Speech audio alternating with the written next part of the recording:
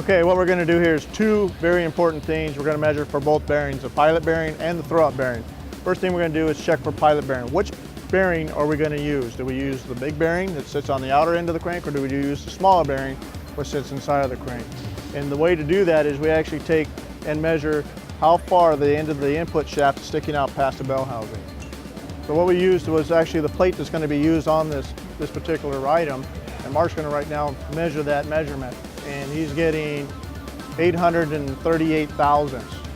What that tells us is anything between 3/4 of an inch and an inch that it's going to require the smaller bearing, which is farther inside of the crankshaft itself.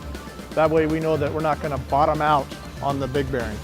And now we're going to still use this plate, but now we're going to measure throwout bearing. Okay, we're placing this bearing on here. We can pull that up real quick. And what we're going to do is we're going to measure the travel this bearing has all the way back as far as released. That measurement is 2.075 thousandths. What you want to do is write that number down. That measurement tells us what the bearing is all the way up. Now, I'm going to push this bearing all the way in, and Mark's going to get that measurement. It's 3-inch, 522 thousandths. That's the amount of travel that bearing has. So I know that right now this clutch is 2-inch, 375 thousandths. That's from this back of the crank flange here to the top of those diaphragm fingers, all bolted down like it would be in the vehicle. What we also have to take into consideration is the offset of the crank itself.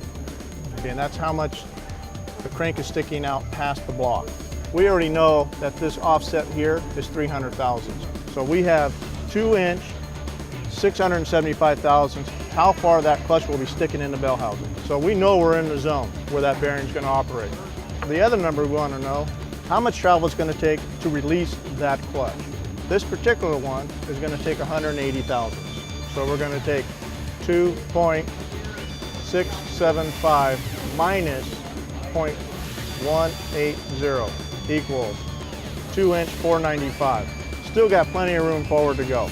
As the clutch goes through its life, the diaphragm fingers themselves will start rising up towards the back of the tranny, okay? Basically preloading the bearing. This particular one I know is going to go about 300 thousandths. 2-inch, 975, okay? So this is worn out, and that's what it takes to release. We're well within the operating range of this bearing itself. So I know that through the life of the clutch, it's never going to bottom out on the bearing. So we put this thing in, and it's going to operate and have plenty of life throughout this the whole life of the clutch.